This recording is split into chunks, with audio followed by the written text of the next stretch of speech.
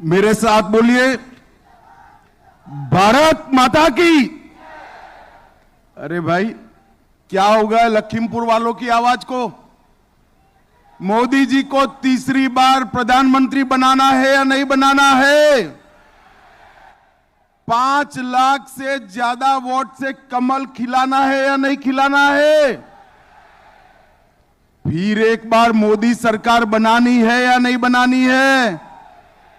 तो मेरे साथ दोनों हाथ उठाइए, विजय के संकल्प की मुट्ठी भींचिए और प्रचंड आवाज से बोलिए, भारत माता की, भारत माता की।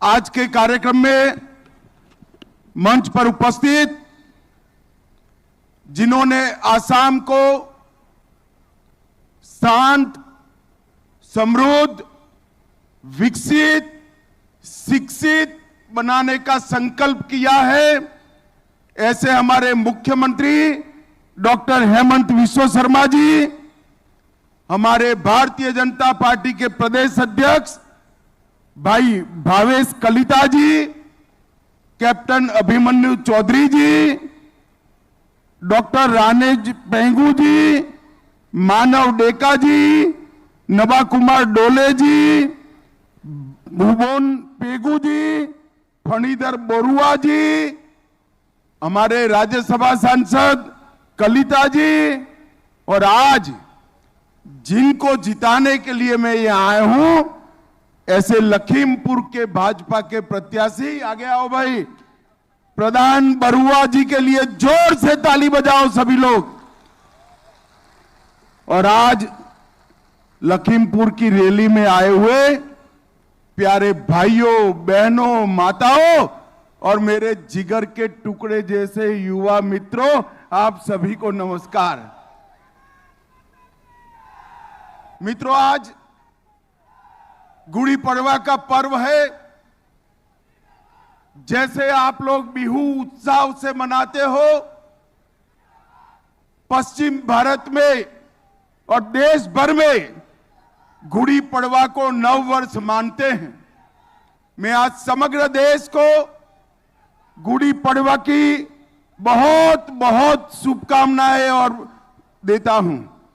मित्रों, आज जब मैं यहां आया हूं तब समृद्धि की देवी मां लक्ष्मी, टूसू देवी, भगवान महादेव को शीश झुकाकर प्रणाम कर कर मेरी बात की शुरुआत करना चाहता हूं।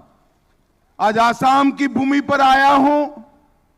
मां कामाख्या का आशीर्वाद समग्र देश पर होता है, मगर मां ने अपनी रहने की जगह तो आसाम के पर्वत पर ही तय की है। नीलांगन पर्वत पर बैठी हुई मां को प्रणाम कर कर मेरी बात की शुरुआत करना चाहता हूं। भाई और बहनों, 19 तारीख को आप सभी को तय करना है कि आने वाले 5 साल के लिए आपका मेंबर पार्लियामेंट कौन होगा, देश में किस पार्टी की सरकार होगी और देश का नया प्रधानमंत्री कौन होगा। आपके सामने 2 विकल्प, एक राहुल बाबा के नेतृत्व में इंडिया अलायंस है और दूसरी ओर नरेंद्र मोदी के नेतृत्व में भारतीय जनता पार्टी है। ये तय करने के लिए वोटिंग करना है कि आने वाले 5 साल इस देश पर शासन मोदी जी करेंगे, तीसरी बार प्रधानमंत्री बनेंगे और 400 पार के लक्ष्य के साथ फिर एक बार भारतीय जनता पार्टी की सरकार बनेगी। भाई और बहनों, अभी कुछ दिन पहले मैंने देखा राहुल बाबा कह रहे थे आसाम के कल्चर को हमें बचाना है। मैं राहुल बाबा को कहना चाहता हूं, पूछना चाहता हूं कि आपने क्या किया था आसाम के साथ। आपकी दादी के समय से आसाम को अन्याय किया गया। हजारों युवा अशांति की राह पर चले, मारे गए, सैकड़ों युवा मारे गए, हजारों युवा मारे गए, ये कांग्रेस पार्टी का पाप था। नरेंद्र मोदी जी ने 10 से ज्यादा शांति समझौते कर कर आसाम को शांत बनाने का काम किया। 9,000 युवा सरेंडर कर कर आज मेन स्ट्रीम में आए हैं।